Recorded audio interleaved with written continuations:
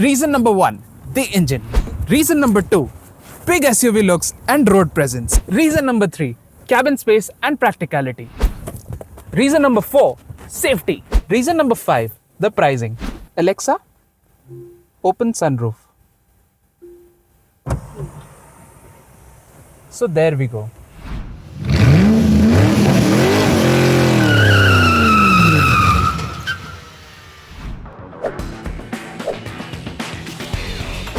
What's up guys, welcome back to NitroIntel, where you get honest and real car reviews. Today I'm going to tell you 5 reasons why you should consider getting the Z6 variant of the Mahindra Scorpio N. This mid variant is priced under just rupees 20 lakhs and gets all the essential features. So let's find out what this car is got to offer.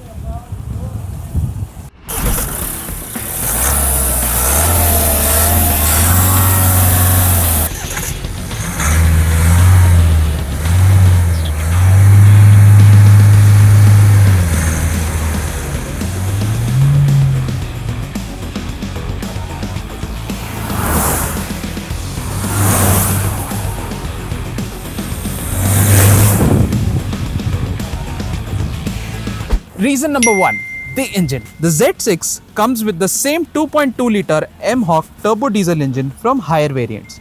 It makes 173 horsepower and 370 Newton meters of torque with the manual gearbox. Yes, there is no 4x4 on offer here, but it still offers solid performance on highways and bad roads. Now let's have a point of view on the engine and the performance. Alright guys, it's time to drive the Scorpio N.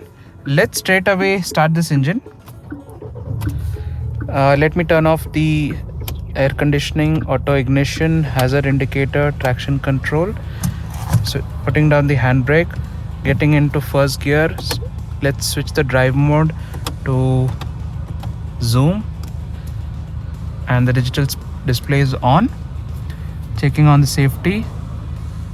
Let's rev the engine up to 3000 rpm and off we go.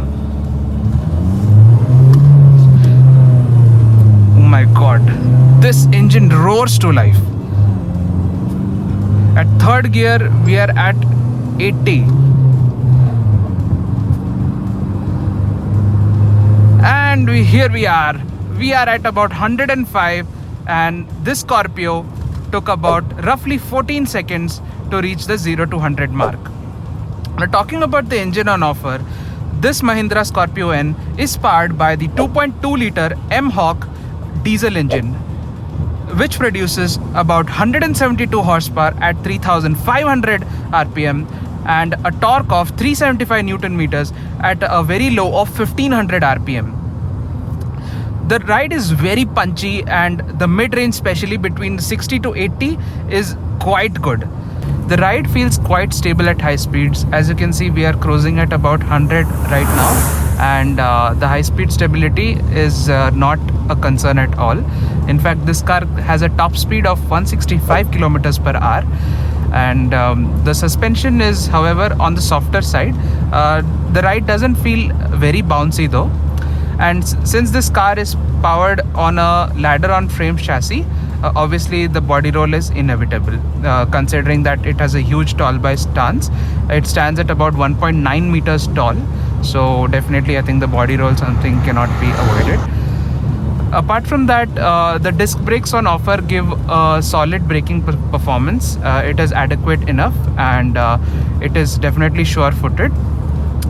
Apart from that, talking about the clutch, it's on the lighter side. It has a long travel though, so you need to press it quite deeply for it to engage. Apart from that, the steering is also on the lighter side, although it does weigh up pretty decently well on high speeds, but on lower speeds it's very light. You can in fact drive it with one finger as well. The car feels very agile, it feels very powerful, it is very eager to drive. This engine is also shared with the XUV 700, which I had previously reviewed as well. If you haven't checked it out, you can check it out on my channel. And here's a bonus. The Z6 has a 65 litre diesel fuel tank capacity. Although Mahindra has claimed that the real world mileage of the Scorpio is around 16.2 kilometers per litre for the manual diesel variant, but the real world mileage will really depend on where you drive it and how you drive it. Reason number 2, big SUV looks and road presence. The Scorpio has a road presence for days. You get that classic bold Mahindra SUV look, tall bonnet, wide grille and MFR headlamps, along with these C-shaped DRLs which have been fitted aftermarket. The hood lines, tall profile and Mahindra's muscular car DNA make it look seriously intimidating. Even though it misses out on alloy wheels, the steel wheels with a 17-inch diameter 245/65 profile tires still make it look aggressive. You might even consider upgrading this without spending lakhs of rupees on the higher spec variants. Even the spare tire happens to be a full-size steel wheel. From the rear, the Scorpio looks like a jacked up WagonR which says, "Ab to mujhe SUV bula." Reason number 3, cabin space and practicality. Hopping inside the Scorpio N, similar to the exterior, the interior looks very classy. It gets the chocolate coffee brown interiors, which really goes well with the black exteriors. One thing I love about this car is the seating on offer. The color of the seat is so nice and it offers good bolstering support, and these are quite wide as well. These are firm enough and under thigh support is decent enough as well. But overall I think it's quite comfortable for city and long drives as well.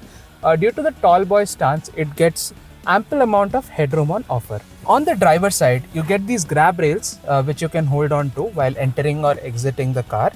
On the side, you get the controls for the power windows, for the electrically adjustable ORVMs and the lock unlock button, along with child safety lock for the windows. On the center console, you get an instrument cluster which is a mix of both analog and digital. You get an analog tachometer along with a speedometer, and in the digital display you get multiple information such as drive information, fuel information and digital speed as well. On the side, you also get a headlight leveler used for adjusting the headlamps throw. On the center, you also get an inside rear view mirror. Sadly, these are not auto dimming. You also get sunglass holder on offer. These are controls for the light switches, and you also have the controls for the sunroof, which I'm about to open using the system. Alexa, open sunroof. So there we go. The sunroof is decent sized, and as you can see that there is a lot of light and air that comes inside and makes the cabin look more airy. The windows are also quite wide enough.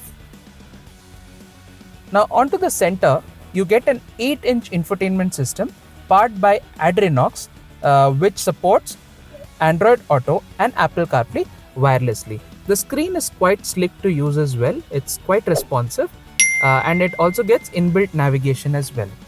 This car also gets connected car features, and you can see a lot of information about the vehicle on the mobile application. Now, one thing I like about Mahindra is the way they have retained the physical controls. This is control for the volume, this for the FM, and these are the controls for the air conditioning. It doesn't get automated climate control. However, the manual ones is quite effective in chilling the cabin in no time. Going below, you have a dedicated button for emergency or SOS. You also get auto ignition start stop button, the hazard light button, the traction control, hill descent control and the drive mode selector. Let me tell you a bit more about the drive modes on offer. So as soon as you click on the drive mode, onto the driver's instrument cluster, you can see that there are 3 modes that come up: zip, zap and zoom. So zip is basically for city driving, which gives more fuel efficiency, and the zap mode is a mix of both power and as well as fuel efficiency. The zoom mode is more for enthusiastic driving, like the sports mode. There's a lot of practical bits on offer. You get 2 USB-A charging ports. You also get a dedicated mobile phone holder over here. It misses out on a wireless charging though. You also get some storage space on the center of the dashboard. And just behind the gear, you also get twin cup holders. You also get an armrest with some storage space. It gets a dedicated key slots and some space for your toll receipts and other small materials. Onto the side, you also get a decent enough sized door pocket which can easily accommodate 1 liter water bottle, as you can see. You also get a big enough glove box which you can use to store your car related documents and other storage items. Now getting onto the middle row of the Scorpio N is quite easy, and as soon as I enter I can see that it's quite spacious. The front seat is adjusted to my height and I'm about 5 feet 11 inch tall. You can see that there is a lot of headroom and knee room and legroom on offer. The front seats also get scooped out seat backs with space for magazine as well as mobile phone holders. You also get the option to recline the seats even further in order to increase the comfort. Since the car is 1.9 meters wide, 3 people can easily be accommodated. In case you're traveling only with 2 people, you also have an armrest with twin cup holders for added convenience. Now, one thing I like about this car is that it gets 2 adjustable rear AC vents along with blower controls for the AC fan speed. And you also get a dedicated USB-C Type-C charging socket. So overall, I think the middle row is quite convenient and comfortable for city or highway drives. Getting in and out of the third row is quite easy thanks to the one-touch tumble down function on offer. Now, as soon as you get into the third row, you can see that there is decent amount of width on offer, so 2 adults can manage for short trips. You also get 2 adjustable headrests on offer. And although you don't get any third row AC vents, but the middle row AC vents do a good job in cooling the cabin quite effectively. So guys, let's take a look at the boot space on offer. So at the back, with all the seats upright, you don't really get good space, but you can, I think, easily fit 2 or 3 small bags.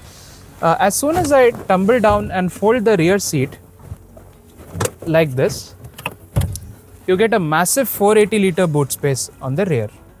Even the middle row can be folded even more to get a massive boot space. Let me push this down and then this back. Let me close this. Reason number 4, safety. On the safety aspect, the Scorpio N feels like it has been built like a tank. And the reason why I say so is because it gets 5-star safety rating. It gets 2 airbags on the front, 1 for the driver side, 1 for the co-passenger. Apart from that, it also gets ABS with EBD, hill hold assist, it gets hill descent control, it gets traction control, and it also gets electronic stability program. Now let's move on to the middle row. It also gets ISOFIX child mount seats for the middle row passengers. Now coming to the back, it gets a nicely mounted rear view camera along with 2 parking sensors. It also gets a dedicated button for SOS service. So when you press this button, it will directly initiate a call to the Mahindra support center. Reason number 5, the pricing. Now this is my favorite part. This variant, that is Z6, is just under 16.5 lakhs ex-showroom and costs up to 19.5 lakhs on road. Now, with this kind of diesel power, the comfort, convenience and safety features, I think hands down the Mahindra Scorpio N Z6 variant is one of the most value for money cars in this segment. So that's it guys. Those were the 5 reasons why I think that the Z6 variant makes total sense for the smart buyer. Let me know what you think in the comment section below. And if you're confused between variants, drop your doubts in the comment section below and I'll always reply for it.